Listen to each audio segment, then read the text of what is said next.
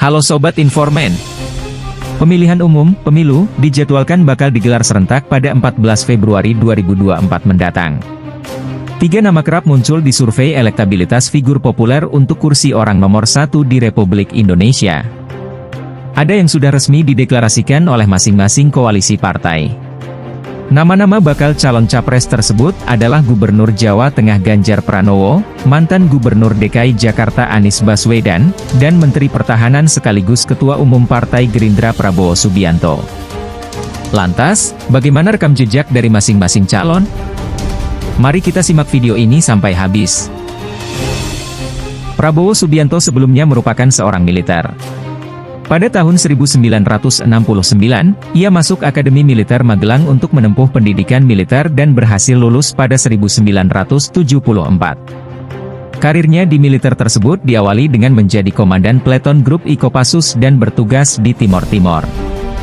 Di tahun 1983, karirnya di dunia militer semakin membentang setelah ia menduduki jabatan sebagai Wakil Komandan Detasemen 81 Penanggulangan Teror Kopassus.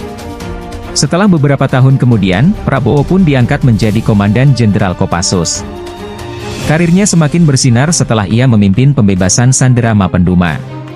Puncaknya, yakni pada 1998, ia dipercaya untuk menjadi Panglima Komando Strategis Angkatan Darat Pangkostrat yang membawahi sekitar 11.000 prajurit.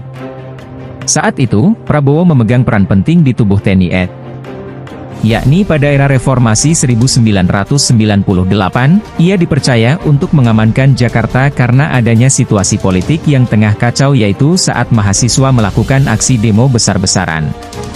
Setelah era reformasi, Prabowo pun diberhentikan dari jabatannya sebagai Pangkostrat. Ia kemudian ditugaskan sebagai Komandan Sekolah Staf dan Komando ABRI. Setelah menjalankan sidang Dewan Kehormatan Perwira terkait dengan beberapa kasus, ia pun diberhentikan dari militer. Setelah diberhentikan, Prabowo sempat bergerak di dunia bisnis dan kemudian terjun ke dunia politik. Pada tahun 2004, Prabowo mengawali karir di dunia politik dengan bergabung di Partai Golkar. Ia sempat masuk dalam bursa capres Golkar di tahun tersebut tetapi kalah suara dengan Wiranto. Ia memilih hengkang dari Golkar dan mendirikan partai sendiri dengan Partai Gerakan Indonesia Raya Gerindra pada tahun 2008. Dalam debut pemilu 2009, ia kembali maju dalam bursa capres mendampingi Megawati, tetapi kembali kalah oleh SB. Kembali mencoba peruntungan. Prabowo maju dalam Pilpres 2014 dipasangkan dengan Hatta Rajasa tetapi kembali kalah oleh Joko Widodo dan Yusuf Kala. Tak berhenti sampai situ saja, Prabowo kembali maju dalam Pilpres 2019 didampingi oleh Sandiaga Uno, tetapi ia kalah suara oleh pasangan Jokowi dan Maruf Amin. Prabowo pun kemudian bergabung dengan pemerintahan sebagai Menteri Pertahanan Indonesia di Kabinet Indonesia Maju yang dipimpin oleh Presiden Jokowi. Sosok Ganjar Pranowo sendiri sudah disebut-sebut menjadi kandidat calon presiden 2024.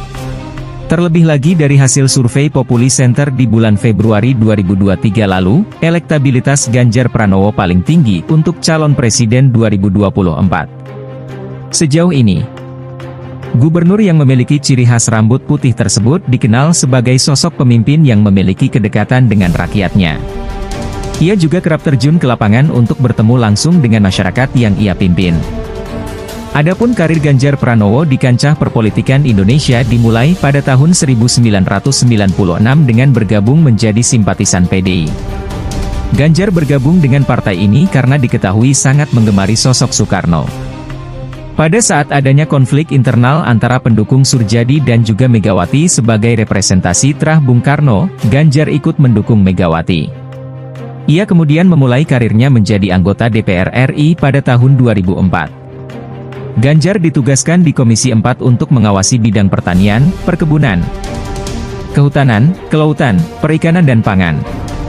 Saat itu, Ganjar juga ditempatkan pada Pansus RUU Partai Politik. Ia juga pernah menjadi juru bicara fraksi PDIP di DPR RI. Pada periode keduanya sebagai anggota DPR RI, Ganjar ditempatkan di Komisi 2. Lalu, pada tahun 2013, Ganjar dicalonkan untuk menjadi Gubernur Jawa Tengah. Ganjar pun berhasil memenangkan suara dan menduduki jabatan sebagai Gubernur Jawa Tengah. Setelah selesai menyelesaikan jabatannya, Ia kembali menyalonkan diri sebagai Gubernur Jawa Tengah untuk periode keduanya pada tahun 2018 dipasangkan dengan Taji Yasin. Ia pun berhasil memenangkan kembali pemilihan dan kembali memegang jabatan sebagai Gubernur Jawa Tengah sampai saat ini. Anies Baswedan tidak mengawali karirnya di bidang politik. Ia bahkan hingga sekarang tidak bergabung dengan partai politik manapun. Ia justru mengawali karirnya sebagai akademisi. Anies pernah dijuluki rektor termuda di Indonesia ketika ia menjabat sebagai Rektor Universitas Paramadina periode 2007 hingga 2015. Ketika itulah namanya kian dikenal publik. Ia mulai menjajal dunia politik pada 2013, ketika ia menerima undangan untuk mengikuti konvensi Partai Demokrat, bersama 11 orang lainnya pada Agustus 2013.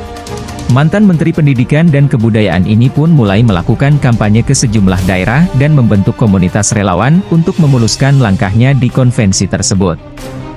Namun akhirnya Anies gagal keluar sebagai pemenang.